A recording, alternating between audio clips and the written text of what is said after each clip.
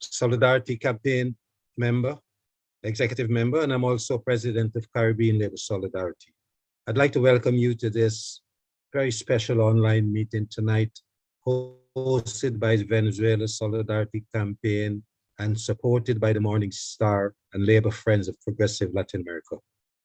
This event tonight will specifically look at the latest situation with regards to the UK withholding Venezuela's gold and how this relates to the US illegal sanctions on Venezuela, instituted by Trump and now maintained by Biden.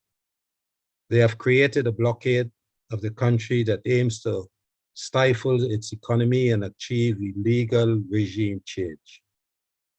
We have a great duty to raise this outstanding humanitarian crime here, in particular because Boris Johnson's government endorses these sanctions and imposes his own. And as tonight's meeting is emphasizing, is currently supporting the Bank of England, which is refusing to return to the Maduro government over 800 million of Venezuela's gold held in its vaults. As the position of self-declared interim President Juan Guaido crumbles and Venezuela's opposition parties return to contesting elections, more pressure on the US and UK governments is needed to end the sanctions and give back the gold. The Venezuelan gold deposited in the Bank of England is a property of the Venezuelan people, not British banks. Preventing its return, like all such sanctions, only hurts the people in Venezuelan society, the poorest in Venezuelan society. Now, I am one who was grown up in a British colony, and there was a big lie we were told growing up in a British colony, that there was something called British justice, the best in the world, we were told. We could depend on British justice, no matter what. There was guaranteed, like night or day, like night follows day, the best judicial system in the world. Many still believe that lie. And I want to help them to face the reality of British justice in some, just mentioning some of the cases that have been celebrated over the years, like the Guildford 4, the Birmingham 6, the death in police custody, the racist profiling of Black people in stop and search activities. Our late leader, Commander Chavez, could be forgiven for thinking that moving Venezuela's gold from the USA to the vaults of the Bank of England was a smart move. He could not have foreseen the events leading up to the attempted theft of Venezuela's gold. Attempted, I say, for we must never let them get away with it. That they would risk the last shreds of any notion of British justice to be torn up just to please Washington is what is shameful. But shame, as the current crisis is showing in Britain, is not something this government understands. We have several esteemed speakers tonight, so I will give them the opportunity to expose this daring, barefaced, attempted day-life theft of Venezuela's gold. We will begin with speakers in the order that I have here. And the first speaker we have up, I'd like you to welcome Christine Bloor, who is the Labor Friends of Progressive Latin America, from the Labor Friends of Progressive America. Christine, please take the floor. Thank you very much, Chair, and good evening, comrades and friends. And it's a real pleasure to welcome you and to make a few welcoming remarks on behalf of Labour Friends of Latin America to this extremely important event. This is a critical stage for Latin America and for Venezuela in particular. It's been more than 6 years since the United States first imposed sanctions on Venezuela. Absurdly, it declared Venezuela an unusual and extraordinary threat to the national security and foreign policy of the United States. Under Trump, those sanctions, which are clearly illegal under international law, and I have to say the remarks that our chair made in opening here about the regard that this government has for international law are an interesting thing. But anyway, they were ratcheted up to become a blockade of the sort that Cuba has endured for decades.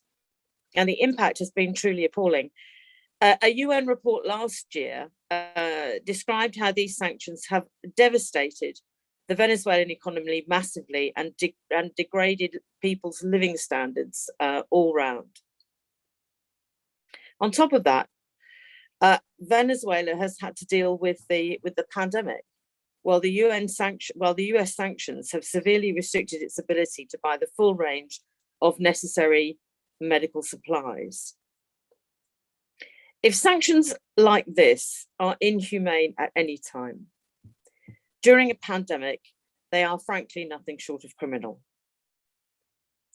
But while Venezuela is emerging from the pandemic with fewer than 5,000 deaths, US sanctions are still a very major concern.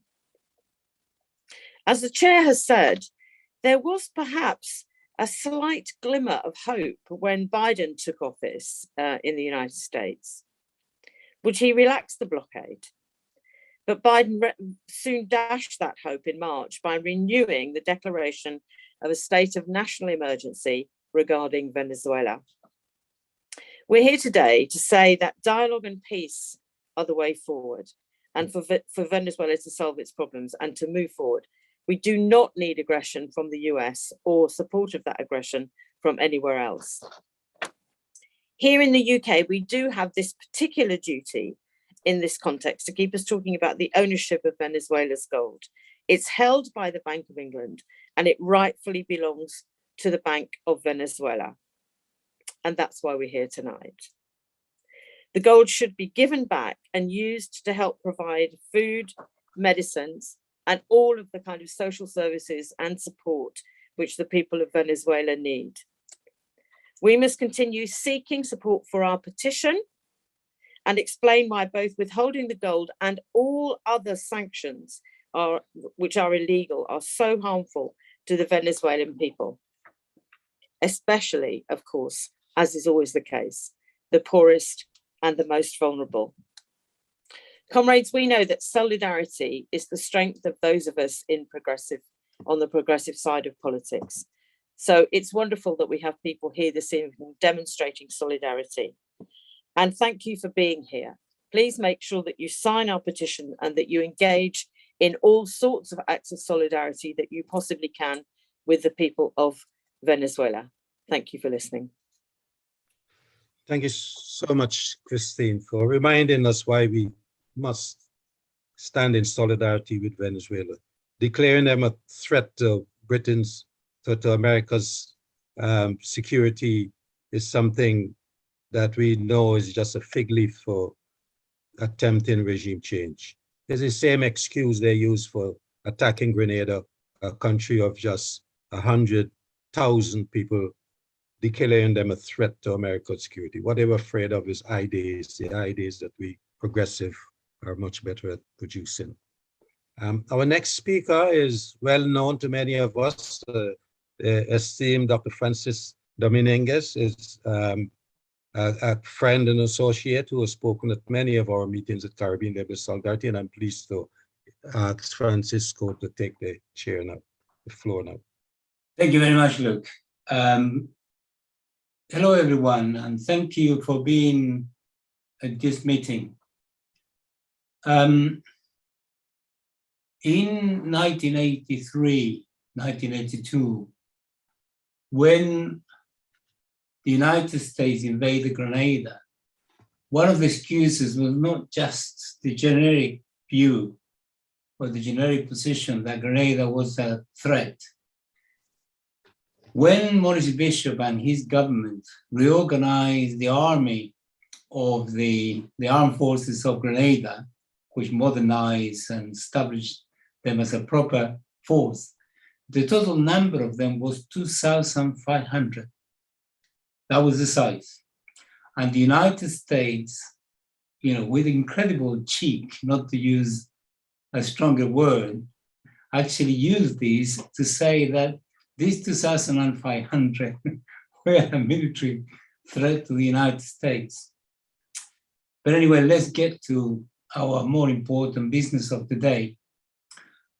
I think the conditions for us to start making some significant inroads into the existing support for the US blockade are better this year than in previous years. Let me give you some examples. I'm sure that Carlos will say more about this. The UK government follows and supports slavishly, and I want to say this with capital letters and with neon, like this. It's so incredible. It is the only European country that hasn't abandoned or jettisoned Guaido. The former position, the last I read, or the latest I read from the FCO, is that the government, the UK government, recognizes Guaido not only as interim president, which is bad enough, there's no reasons and no basis for this, but it continues to recognize Juan Guaido as the president of a gone National Assembly that was in operation legally and constitutionally from 2015 to 2020. That gives you an idea of how bad it is in terms of the position of the UK. And it is clear that the reason for this is US pressure, so that the UK maintains its control over the 31 tons of gold in the Bank of England, so that they have, as it were, a legal excuse not to return it.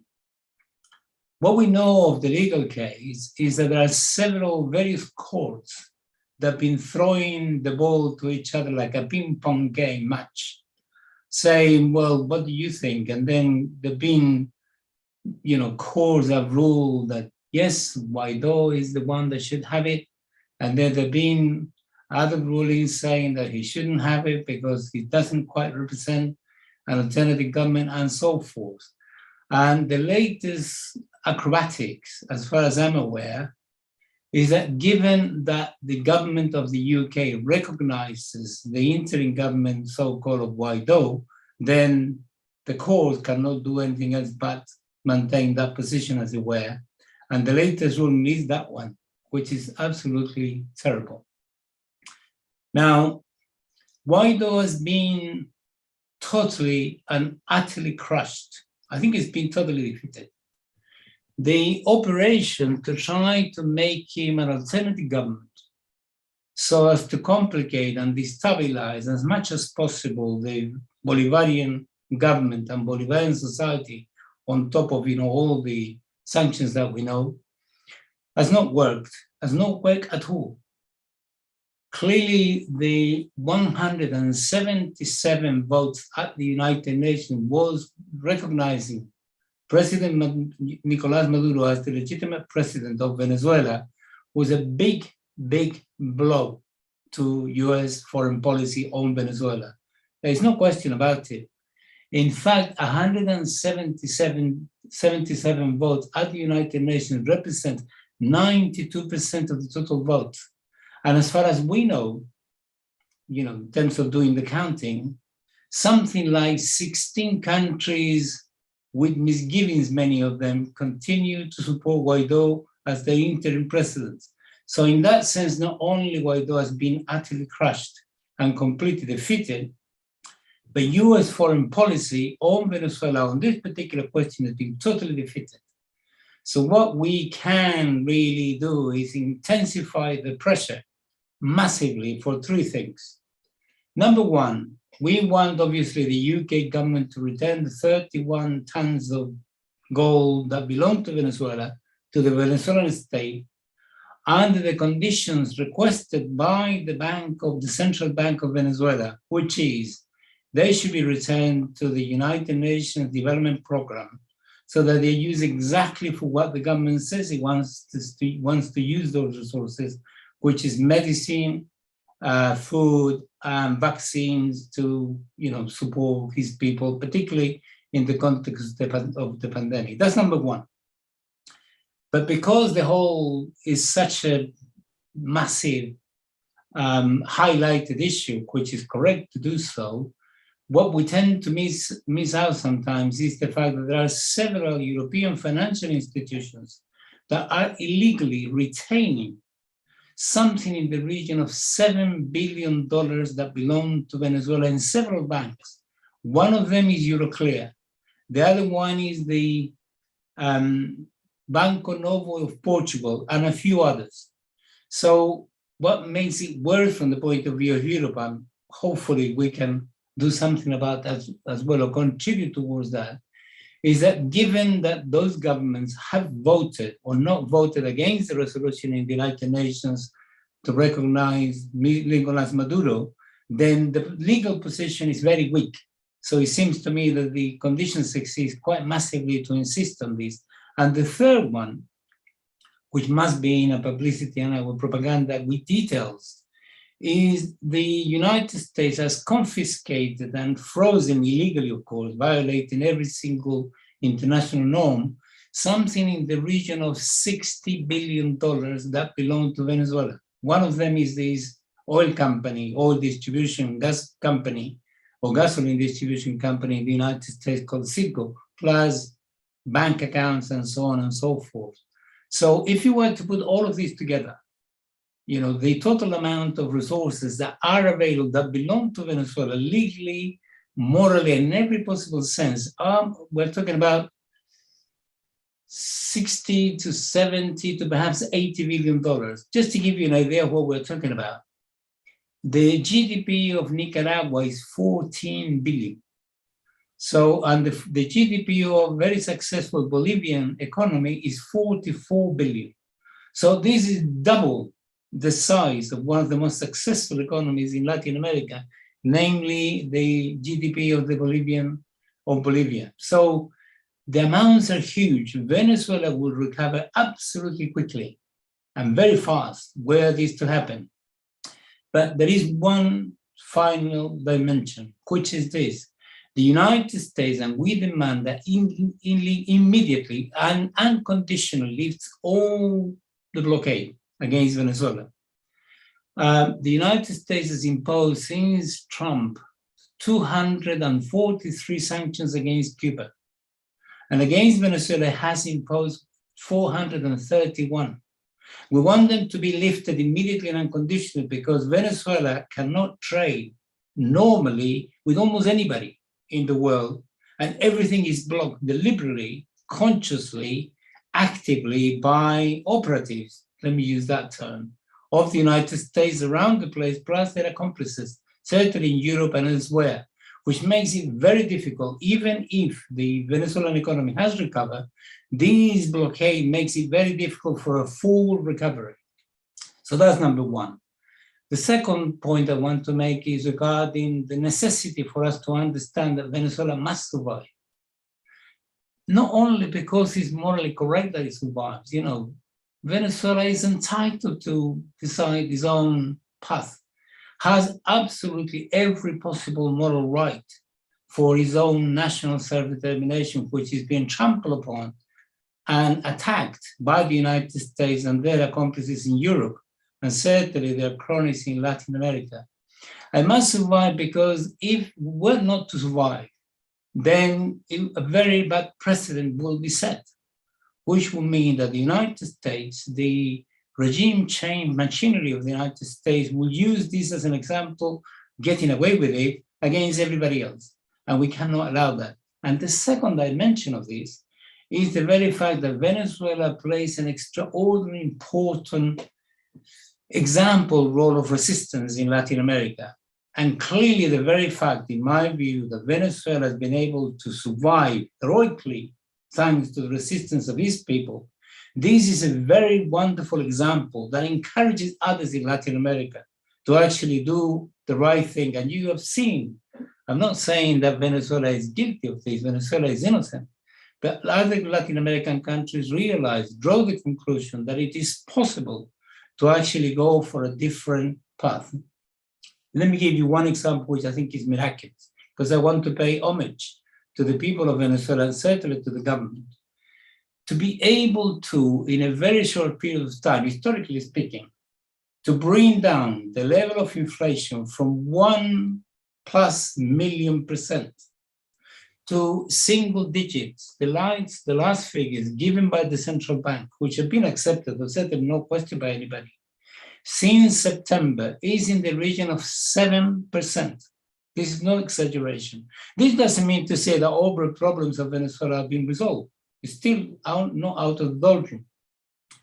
But it shows that if you resist, if you insist on defending your people, if you insist on using whatever resources you have to make sure that the well-being of the population and national sovereignty is defended, is upheld, then it eventually pays off.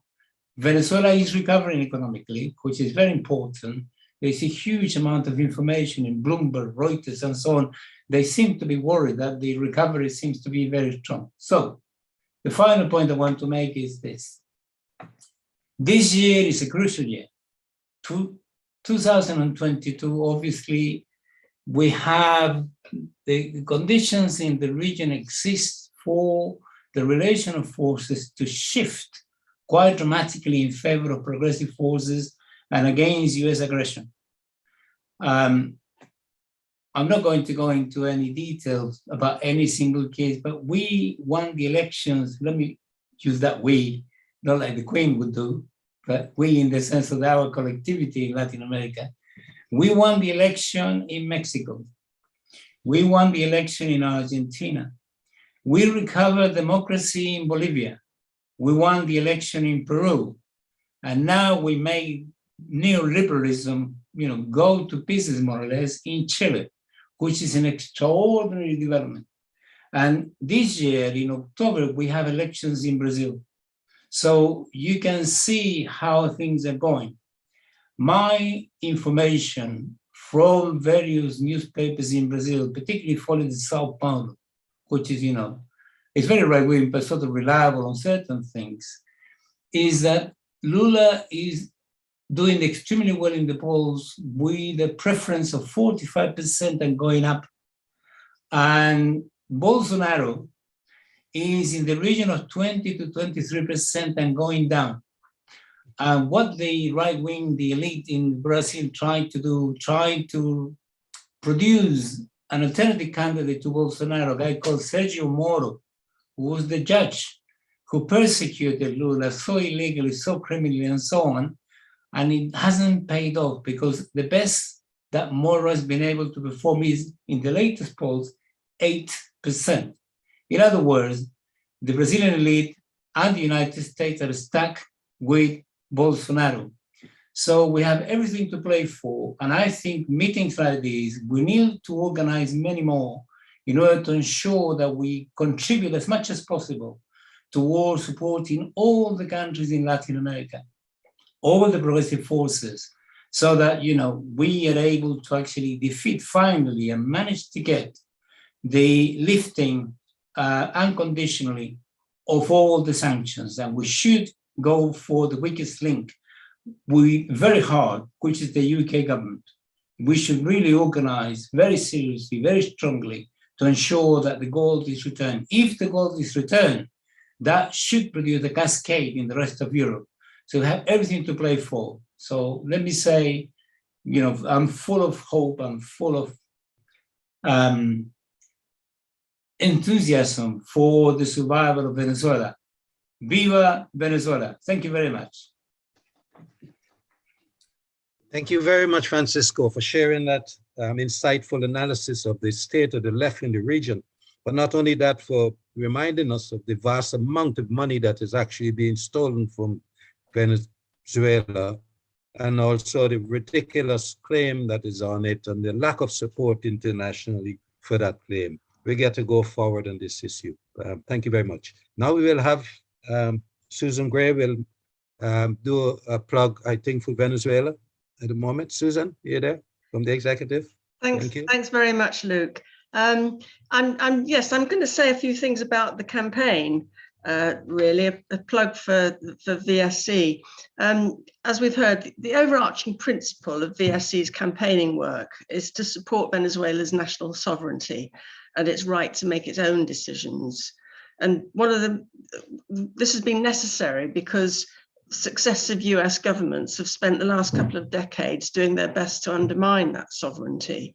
And they've used all sorts of methods, from propaganda, attempted coups, boycotting elections, violence on the streets, sabotage. And they've spent millions of dollars that they've funneled through various sort of opposition groups and other agencies to try and do that. And in recent years, they've imposed these increasingly severe sanctions that Francisco and others have been talking about, and now seizure of assets abroad.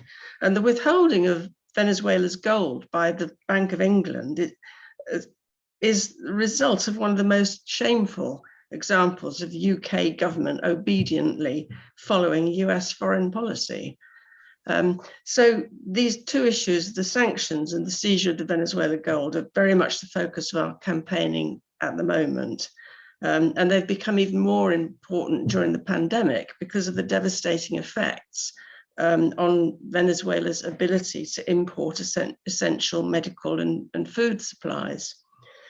Now, for the last couple of years, obviously, we've had to shift the focus of a lot of our work online. And online meetings, they're not ideal, but one consolation is that it does make it a little bit easier to involve international speakers and viewers. So we're pleased about that. So we've been very active with meetings like this and writing articles for news outlets and our own website and so on. And I think in the chat, there should be posted up some of the resources that we have. I mean, there are a couple of links to articles on the gold issue and the campaign generally for your information. We're also very active in social media, including Facebook, Twitter, and our YouTube channel. Those are the main ones. And there are links to those, I think, that should be posted in the chat at some point. So please follow us, and especially please join VSC, and you can do that via our website. Now, we've currently got 2 petitions going, which I can see are both in the chat right now.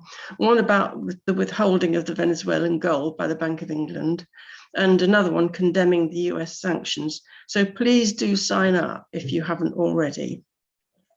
And finally, we usually have a point in a meeting when we pass a bucket round for donations. We can't do that today, but we do still, even though we're working online, we do still need funds. There are lots of things that do still have to be paid for. So we need funds to support our campaigning work. So my final point is, please make a donation if you possibly can, using the links provided. Join VSC if you haven't already, and that way we can keep in touch with you. So join VSC, make a donation, follow us on social media, and let's all make sure that Venezuela wins. Viva Venezuela. Yeah, thank you. Thank you, Susan, for reminding us that, solidarity work is so important and it needs funds. So please don't forget to send that donation to Venezuela Solidarity Campaign. Our next speaker up is Suzie Gilbert, who's from the Free Alex Saab campaign, and Suzie will inform us on how developments are going with that campaign. Thank you, Suzie. Please take the floor. Thank you so much, Luke, and hi to everyone around the world, and thank you all for what you do for solidarity with Venezuela. So moving from one seizure to another, I'd like to briefly touch on the US kidnapping of Venezuelan diplomat Alex Saab. I'm sure most of you are familiar with the case, but just to briefly remind you, Alex Saab is a Venezuelan special envoy who has a long relationship with the Venezuelan government and had been working to bring food assistance for the CLAP program in Venezuela, but also working with countries like Iran to bring medicines and foods and try to work around these illegal and brutal sanctions. Last summer, he was traveling back from Iran to Venezuela. He stopped in Cape Verde in West Africa to refuel, and there he was arrested and detained for several months, where he was tortured, and eventually the US extradited him to Miami. There was a great outcry about this because obviously he's a diplomat. The US abides by the Vienna Convention, so it is illegal to extradite a third state, what's illegal to extradite any diplomat. But also his initial detention was very sketchy for many reasons that we'll post on here. So he's now been sitting for several months in a jail in Miami. And he has a court date in April, which will be a court hearing around the immunity issue. What we're asking folks to do is to sign a petition that CODEPINK has started to free Alex Saab. It explains the case in detail, the issue around immunity for diplomats, but also the important work he was doing to bring food and medical relief to Venezuelans in light of the sanctions.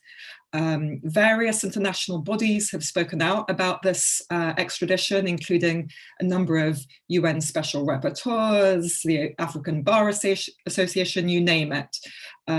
There's all sorts of irregularities which you can read about, but I just wanted to point you to two sources for more information. One, if you might be willing to sign the petition, the Free Alex Saab petition by CODEPINK, which we'll post in the chat.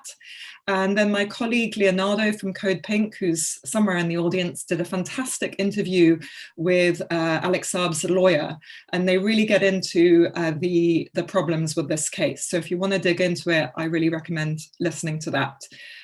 So thank you for the opportunity to update you a little bit. As I say, April is the court hearing around the immunity issue. So the more noise we can make around immunity and sanctions before then, the better. Thank you so much.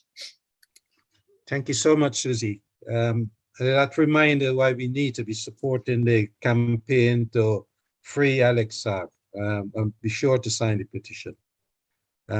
Okay, our next speaker is Teri Mattson from CODEPINK, and she's a Latin American coordinator in the US, and she will be speaking next. Teri, please. Hi, thank you so much. It's wonderful to join all of you. I'm talking to you through out in the Campo in Nicaragua, and so just a little proof that I actually do work with labor in Latin America. So please excuse some of the background noises. Sometimes you're going to hear like some farm animals, perhaps. But anyway, I just want to say thank you to Labor Friends of Progressive Latin America and the Venezuela Solidarity Committee. It's always so wonderful to receive invitations to work with you. And it's just an honor to have known so many of you for so many years in solidarity with Venezuela.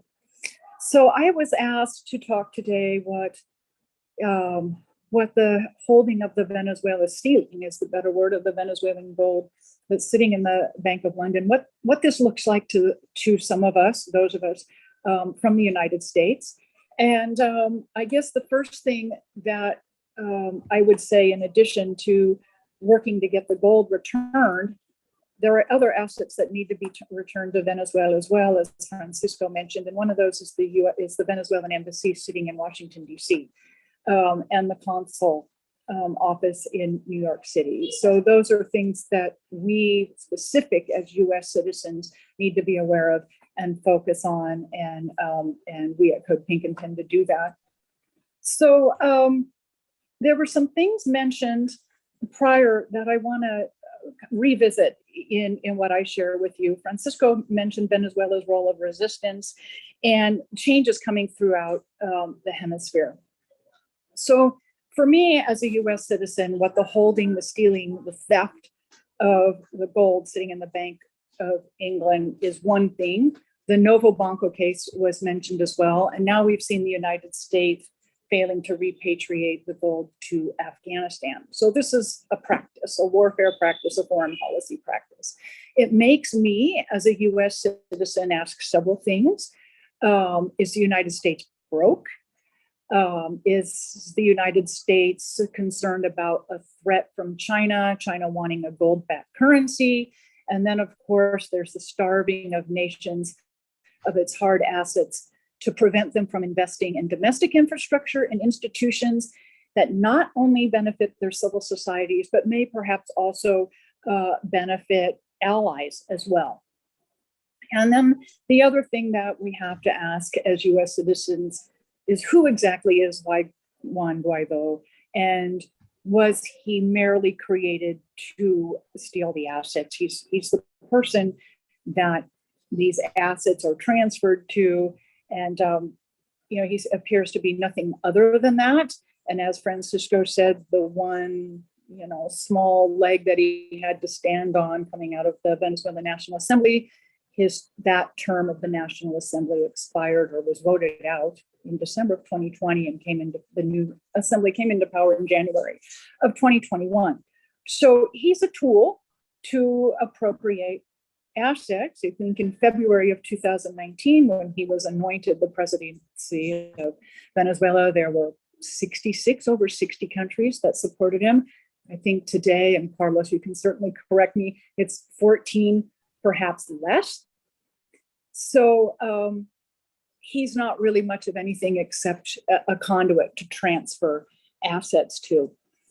So this, for me, sitting here in the Americas, I'm talking to you today from Nicaragua, and I'll talk about that a little more. This process of stealing assets by the United States and along with the US allies, it's a form of financial starvation that I believe in the long run is not working and will not work. And specifically because the Venezuelan people understand what's happening to them. They have a political understanding of the hemisphere in the United States that is really, really keen. They have suffered so much in the last 5 to 6 years, and they really understand what's happening to them. They value national sovereignty as a people, and they also value their national resource sovereignty as a people. And I say that aside from political parties. So this grabbing of resources is about stopping infrastructure projects. And let's talk about that a little bit. So I'm talking to you today from Managua, Nicaragua. And last week, I had the honor of attending President Ortega and Vice President Murillo's inauguration. And I was also here in November for the presidential elections, followed by Venezuela and then Honduras. And I believe the outcomes of these elections through the month of November, which was a prescient month for the hemisphere, the outcome of these elections is a real statement in support of national sovereignty and against neoliberalism. And so I want to just say something really quick about the inauguration last week here in Managua. And I say this to you, Carlos, personally, and also I think, Leo, you're in the audience as well. It was a very exciting evening. President Diaz-Canel was here from Cuba, and as was your President Maduro. And the ovation that President Maduro received from the audience was very loud and very long. And quite honestly, it was stronger than any ovations for others, including the President of Nicaragua. And it was a response from the audience and the Nicaraguan people and the international audience that was in attendance as well. It was a pure recognition of Venezuelan resistance and the example that Venezuela sets for so many countries in the hemisphere and throughout the region. And I just think those of you from Venezuela listening, I just really want you to understand how powerful the welcome was for your president. It was profound and and he's a real example of resistance. So let's talk a little bit about what has happened in the hemisphere since the re-election of President Ortega, because I think in the long run, this is going to play out in a way that will make sanctions perhaps obsolete. And maybe that's not quite the right term, but so Since November 7th, Nicaragua joined Cuba and Venezuela in leaving the OAS. Actually, Cuba never rejoined when they were invited. Nicaragua returned to recognizing the People's Republic of China, no longer recognizes Taiwan.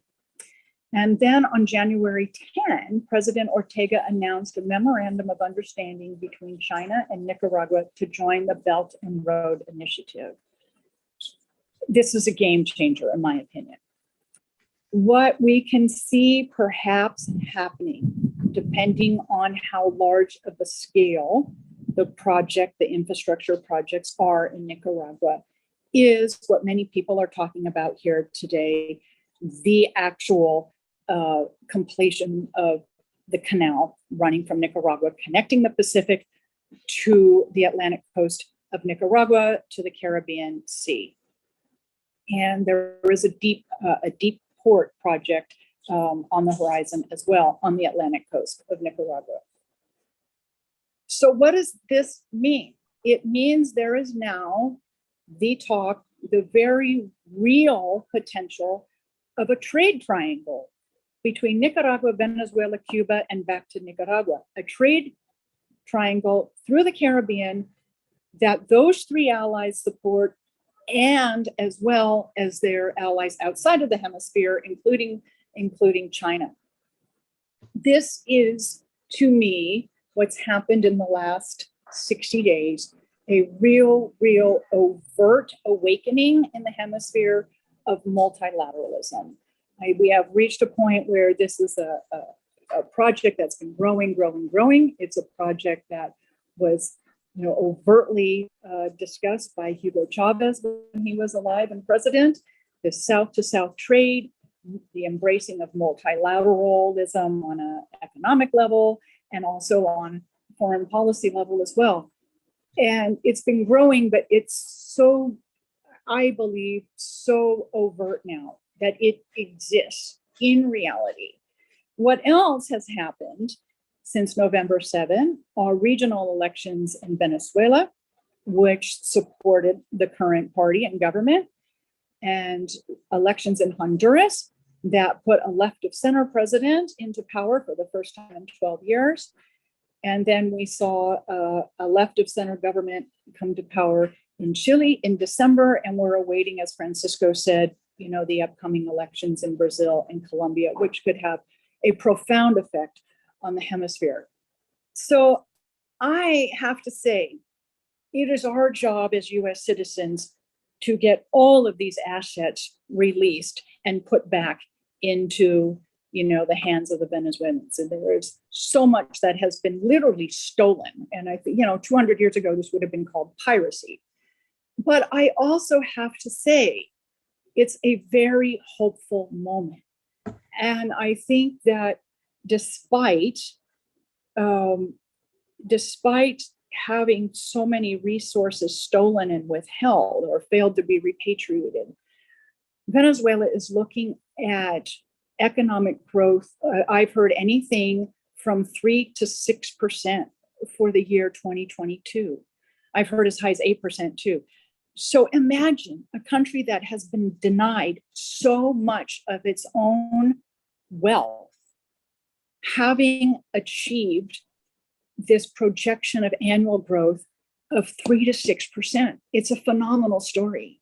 And it's very, very exciting. And I think it's one that we should elevate, support, and as was mentioned earlier, plan delegations and go visit. It's extraordinary what has been accomplished in Venezuela. It's extraordinary what her people have suffered the last 5 to 6 years. And I'm sorry, I get a little emotional when I see what all of you have been through. But I think there's a lot of hope. And what Venezuela represents with this annual growth coming, projected annual growth, is truly hope for the entire hemisphere. And this creation of a multipolar hemisphere is perhaps an opportunity to have a balance of power with the United States and force some additional negotiation that needs to occur to make an America for all of the Americas. So with that, I'll let you go.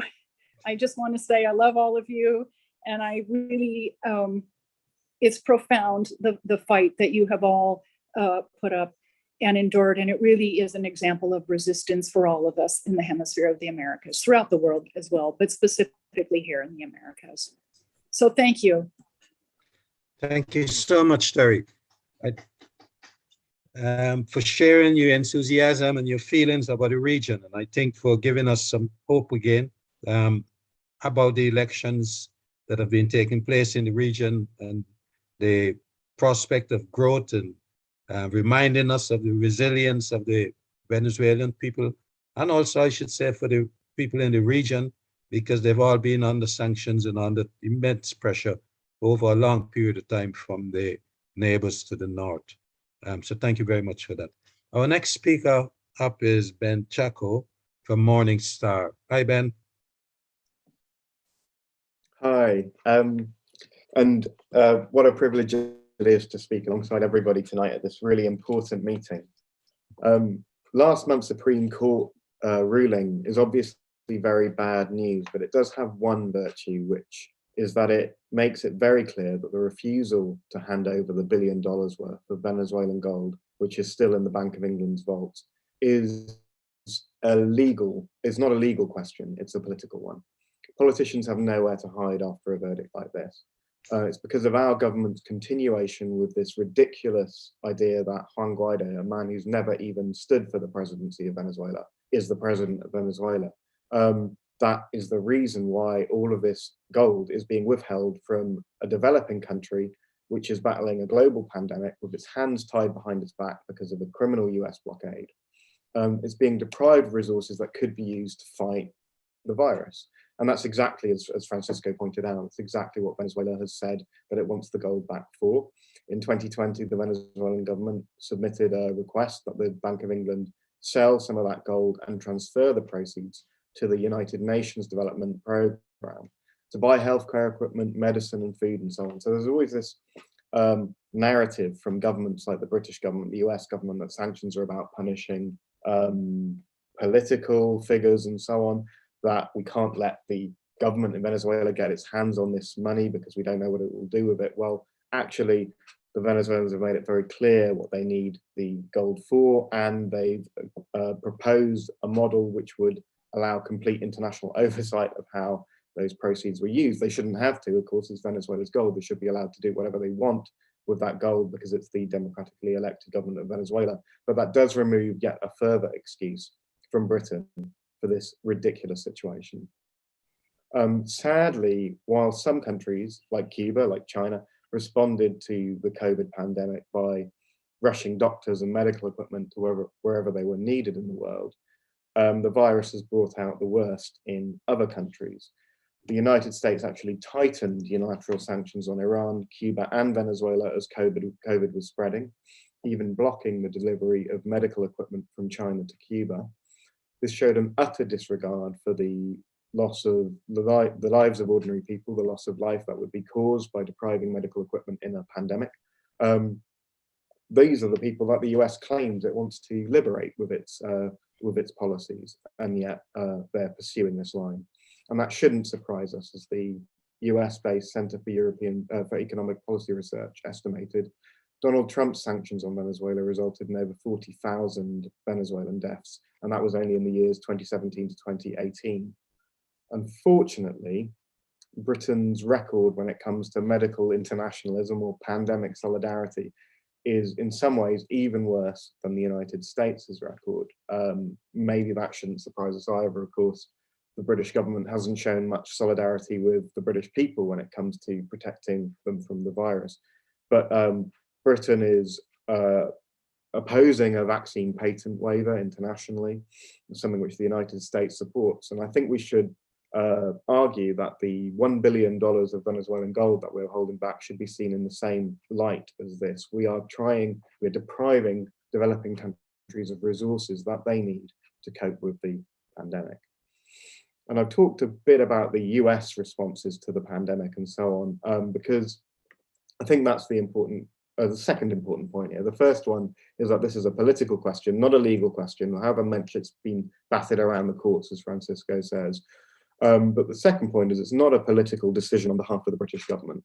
It's a political decision on behalf of the US government. The whole recognition of Juan Guaido in the first place was a US regime change bid, even less subtle than the commandos that Donald Trump dispatched from Colombia. We might have hoped that stunts like this would end, recognizing a minor opposition politician who most Venezuelans had not even heard of as the president of that country. We might have hoped that Biden would have made a change, but again, as has been mentioned, the Biden presidency has been a big disappointment in this regard. Biden has not changed policy on the new Cold War in China. He has not shut down Guantanamo Bay, and he's continued this ludicrous absurdity that Juan Guaido, who since last year's elections isn't even a member of the National Assembly of Venezuela, is somehow the president. He has no legitimacy, no territory, no support inside Venezuela, even from the Venezuelan opposition anymore. So as I think former Venezuelan Foreign Minister Jorge Arieta put it, he might as well claim to be president of Narnia. This guy is nobody. For us in Britain, this is a humiliating fix. Boris Johnson rode to office on a promise of getting Brexit done, of taking back control was the Conservative slogan. But what is the point in taking back control, boasting that decisions are not being taken in Brussels, if instead they're going to be taken in Washington? US sanctions are stopping us from paying £400 million that we owe to Iran. As a result of that, a British woman is in jail in Iran, and the diplomatic negotiations on her release are deadlocked. British businesses are fined for trading with Cuba in violation of sanctions and a blockade, which the British government says that it opposes. This is a complete farce. And I think that this is the angle that we need to take when campaigning in Britain against it. But this is an offence to our sovereignty too. This is not our quarrel with Venezuela. And it is an insult that we continue to follow the coattails of the United States on this. Juan Guaido governs nowhere. He represents nobody.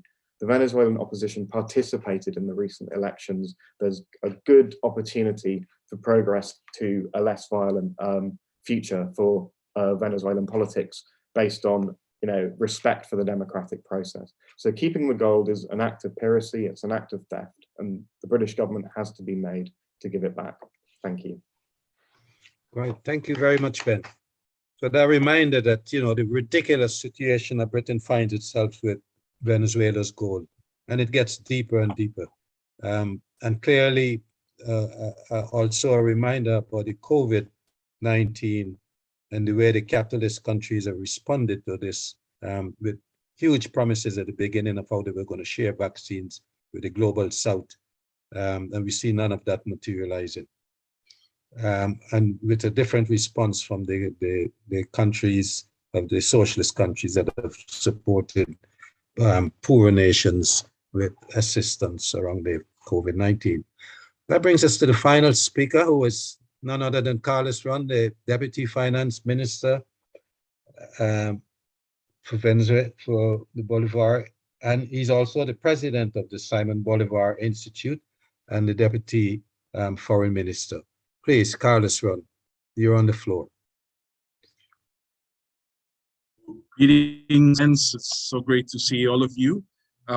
First of all, let me give you greetings on behalf of our Foreign Minister, Félix Plasencia, who wanted very much to be here with you tonight, and because of a last-minute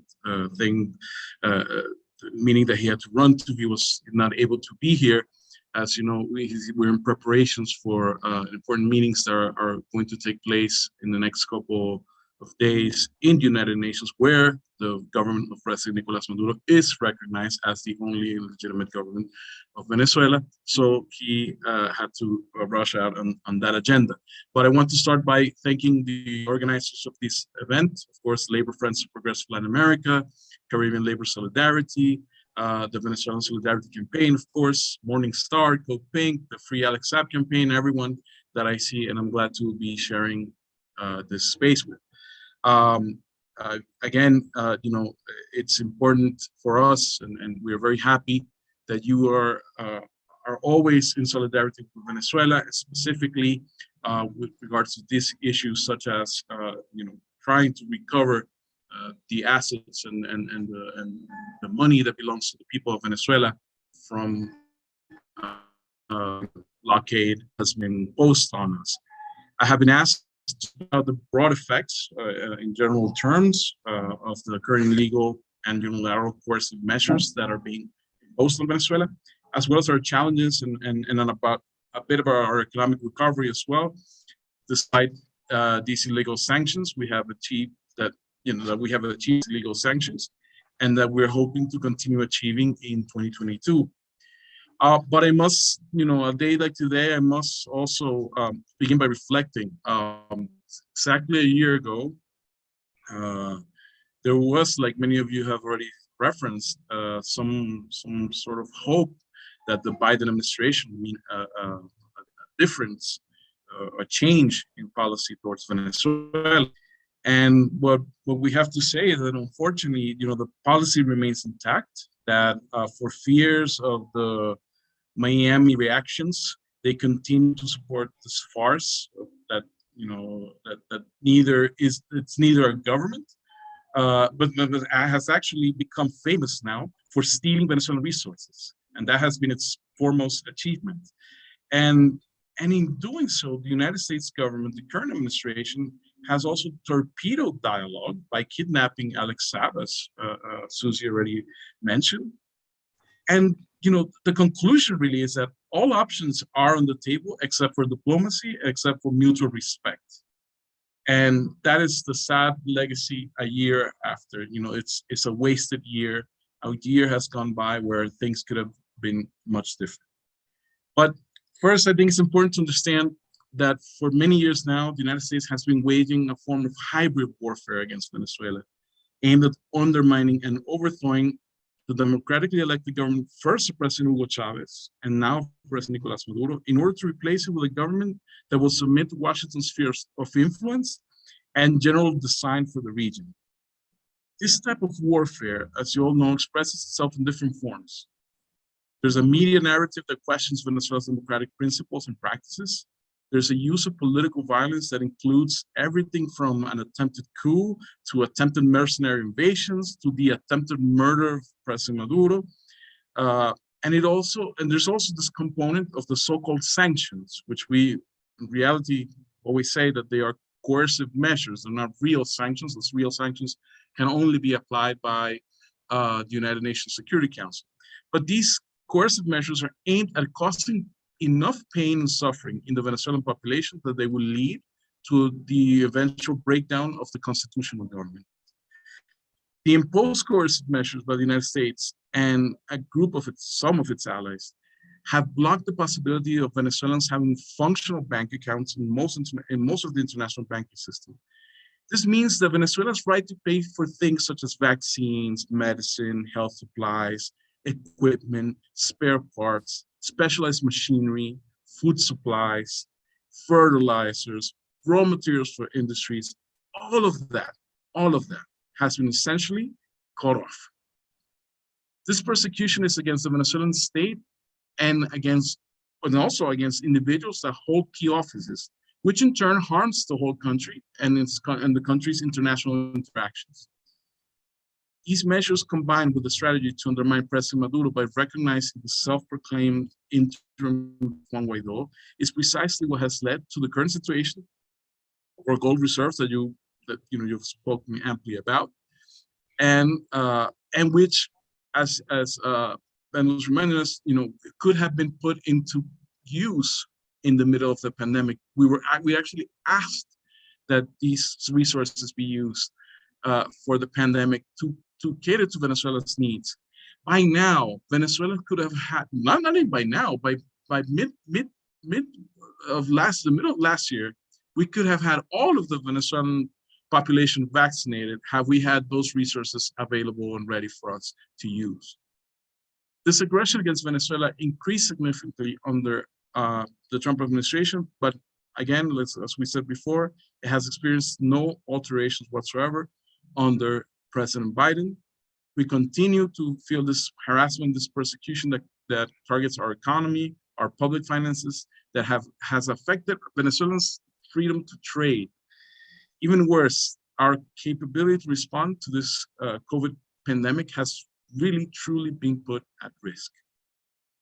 These measures were intentionally taken so that Venezuela would not have access in time for the vaccines.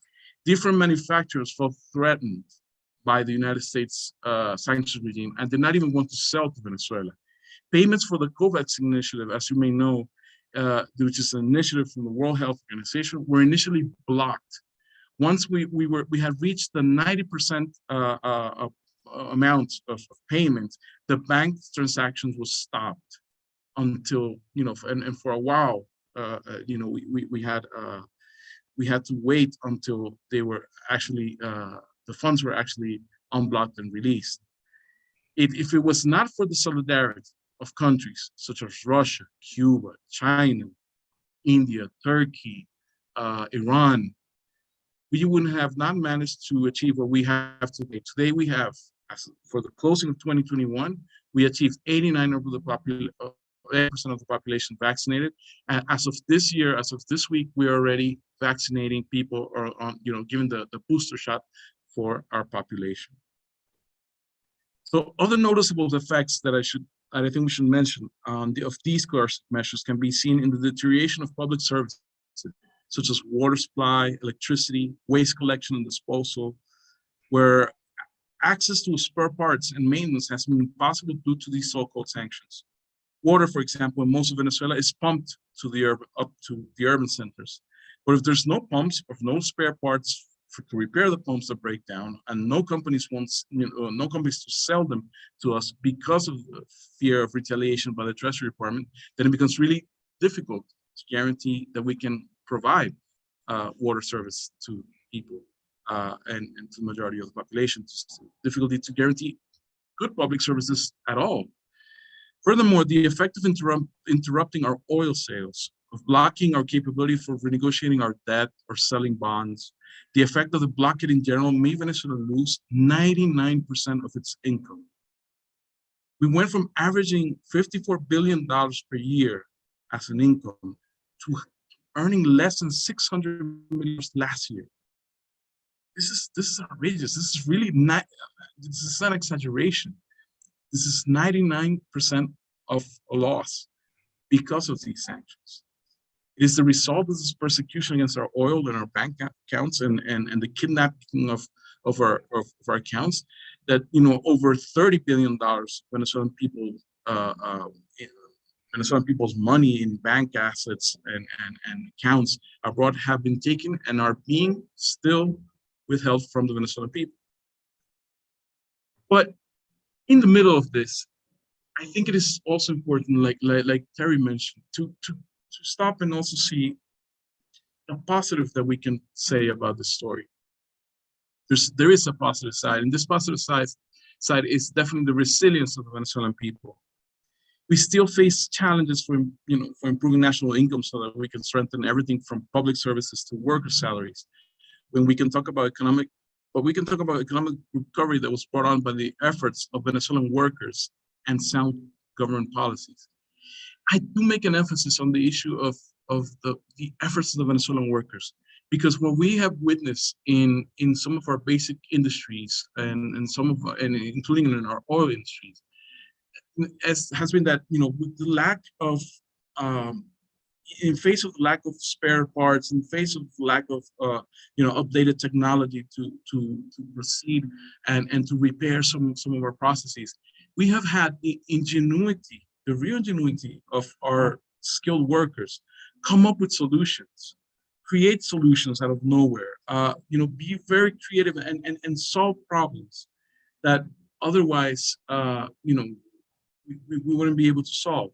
And they have been able to pick up, to help pick up production and to help move forward the economy. And they do this with a strong consciousness that they're doing it as part of their commitment to their country, to their families, to their class as workers. And this is I think it's very important, very inspiring, and hopefully you can come to Venezuela and see this for yourselves at some point. There's no doubt that these coercive measures diminish the state's income and therefore that of the Venezuelan working class families and businesses. In fact, the impact of more than 400 coercive measures from the Trump era has included not only a persecution against the oil sector, but also against mining, against currency, against the use of cryptocurrencies, against the use of any resources that Venezuela could rely on. But President Maduro's administration came up with the Bolivarian economic agenda, where he highlighted 17 economic engines that were to address what in fact amounts to a wartime economy. It's important that our progressive friends around the world are aware of this. Venezuela's economy was turned into a wartime economy. But through the resistance of the resilience of the Venezuelan people, we're expecting to grow this year, like Teri said. ECLAC, which was one of the sources, it says to expect 3% growth in Venezuela, which is higher than the growth expected in Argentina, in Brazil, in Chile, or in Ecuador. The economic recovery program launched in 2018 is showing its results. We've kept the Bolivar as a currency, but have also allowed for the use of international currency in the country. Price controls were substituted by a scheme of concerted prices. We took on tax reforms and we implemented a public spending and investment program to lower the fiscal deficit. Subsidies were optimized, such as the subsidies to interest rates on loans and on gasoline. And furthermore, we created a new legal framework to ease and guarantee investments under the anti-blockade law. Meanwhile, we now have a National Council of Productive Economy where we maintain constant dialogue with all the sector's productive forces, large and small. And we have revised our tariff policy in order to protect the national industry. Therefore, the internal commerce is rising, particularly in the non-oil sector. And as a result, we have experienced a recovery of about 7.5% of economic growth in the last semester of 2021 alone. We've also managed to recover oil production and production at the refineries and at the petrochemical complex. This year, we managed to recover 4 of our refineries and over 90% of our petrochemical production, thanks to the efforts again and the ingenuity of our Venezuelan workers. It's a system that is based basically on 100% US or foreign technology, and it's very difficult to recover if we don't have those resources. But we were able to increase our output from up to 1 million barrels per day by the end of 2021, and our goal is to reach the 2 million by the end of this one. So the perspectives for 2022 are that we can overcome the high inflation rates that we have experienced in recent years as a result of this economic war. It is also important to take into consideration that that Venezuela can speak of recovery because throughout all this time, providing social protection for our people was a priority for our government. Hyperinflation was fought with social programs such as those carried out through the Patria or the Homeland system, a subsidized food distribution through the CLAP or the local committees for supply and production program, and throughout other programs that we call missions that they have been set out to guarantee that the lives, the living conditions of the Venezuelan people are not deteriorated in the middle of this aggression. Objective is that with the current recovery rate, we're able to transform the new income that we're going to receive in 2022 into more education, more healthcare, more housing, and better salaries. The transition towards a socialist model that is humanly gratifying. A date like today, when we remember that in 1973, Amilcar Cabral was assassinated, and a hero from Cape Verde, I can only think of those words of him. It says, always bear in mind that the people are not fighting for ideas, for the things in anyone's head. They are fighting to win material benefits, to live better and in peace, to see their lives go forward and to guarantee the future of their children. And that is precisely the spirit of what we're doing and what we're trying to do. We're trying to guarantee, despite this, in the middle of this aggression, that we can really guarantee, we can really fight and struggle for the benefit of people. The coming year, we will continue our diplomatic efforts in order to recover what belongs to all of the Venezuelan people. You know very well the case in Bank of England, and we will not give in.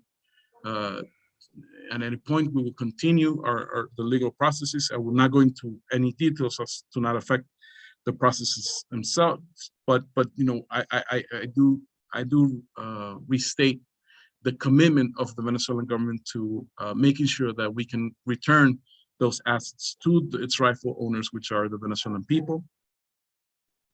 And is, you know, this fake government that is being recognized by British authorities is none other than an outrageous corruption scheme that has been questioned by the opposition itself.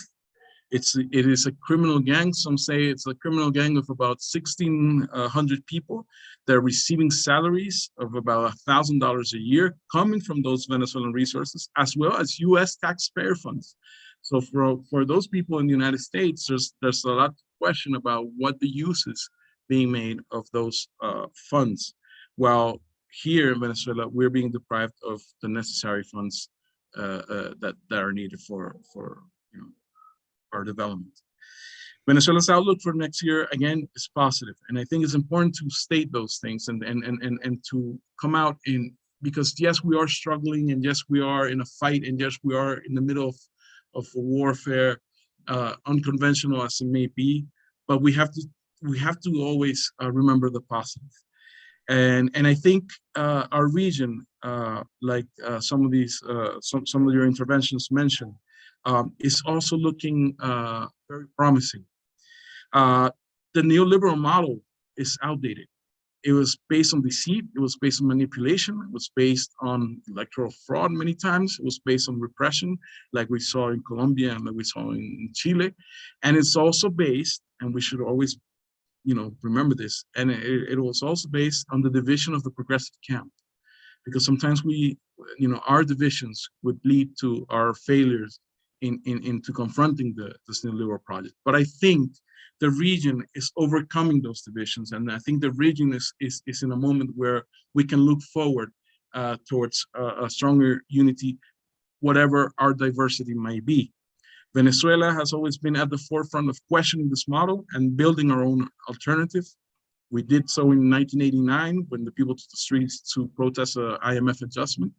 And we did it 30 years ago when the civil and military rebellion led by Commander Hugo Chavez opened the way towards this profoundly democratic process that we today call the Bolivarian Revolution, a political process that stands against the neoliberal model, against all forms of colonialism and imperialism, and against the criminal formulas promoted by international financial institutions that have only resulted in greater poverty and resource exploitation. Venezuela spearheaded a progressive wave in Latin America with the election of President Hugo Chavez in 1998. Then Lula came and Kirchner came in 2003, and the Uruguay's Broad Front won elections, and so did President Daniel Ortega with the return of the Sandinistas in Nicaragua, and then leaders of the stature of Evo Morales and Rafael Correa led revolutionary processes that updated their constitutions and brought new life to the masses in Bolivia and Ecuador. And of course, Cuba has always been there as a beacon of humanity, to showing us the real sense of what humanity should be. So there's a new wave, like Francisco said before. There's a new moment underway. We've seen the recent elections. Teri also mentioned, so I won't go into detail. But I think there's a stronger unity around processes of integration, such as CELAC, the community of Latin American and Caribbean states, which is far better in tune with our collective needs and our aspirations than the outdated model of the Organization of American States. And in any case, we look forward in the coming years to further cooperation and unity among Latin American and world progressives. It is important that we do this. It's important that we think about this, as there is a surge throughout the world of new kinds of fascism that are trying to attempt against the rights of people. Again, thinking about the United States and thinking about how we are usually described and attacked as being a dictatorship, yet if that effort was being placed more on protecting voting rights there, and try to reverse the process that's ongoing now, where over I think by now 19 states are trying to reformulate their voting laws to prevent African Americans and other minorities to exercise their rights. Then the United States could be moving forward, but they're wasting time attacking Venezuela, attacking about 30% of the world, which is under their illegal sanctions. So in closing, friends, and I thank you for this opportunity. Like I always like to thank all the effort you put into setting up these spaces so we can meet, that we can share ideas, that we can listen to each other, because I think it's important. It's very key for Venezuela to have international support, to have people to stand up for Venezuela, because the media narrative is very negative. The media narrative is very strong. We don't have the enough outlets, and we don't have enough spaces to talk about the truth of Venezuela. But we are always grateful that the working people in the UK, in the US, and everywhere else are always have never broken their solidarity and their ties to Venezuela, and continue to believe in this process as we do ourselves. So thank you again for this solidarity. Thank you for your bravery in confronting your own institutions and your own enemies in order to reverse these criminal policies of Venezuela. And we look forward to continuing to stand up together against these illegal sanctions and against injustice in any of its forms. Thank you very much. Thank you very much. I'm sure you'll join me in putting your hands together for the Deputy Foreign Minister in that speech. He's covered so much ground and given us so much hope. And I think we've heard from all of the speakers. As we're fast running out of time, I will try to conclude the meeting and reminding people that, all the speakers have called for, an end to sanctions, no intervention in Venezuela, return of the gold. They've spoken about the hardships, the difficulties that are there, but they've also presented the hopefulness of the region, that, the pink tide is beginning to go red and things are improving, that the people of Venezuela will not be defeated, that they've gone through some of the harshest sanctions any country have endured for a very long time. And we know it's had its toll on the ability to heal people from the COVID-19 and other hardships that they've gone through. And we can see clearly that what the neighbor to the north is trying to do is to force a situation in Venezuela where people will reject the Venezuelan government. They have failed miserably.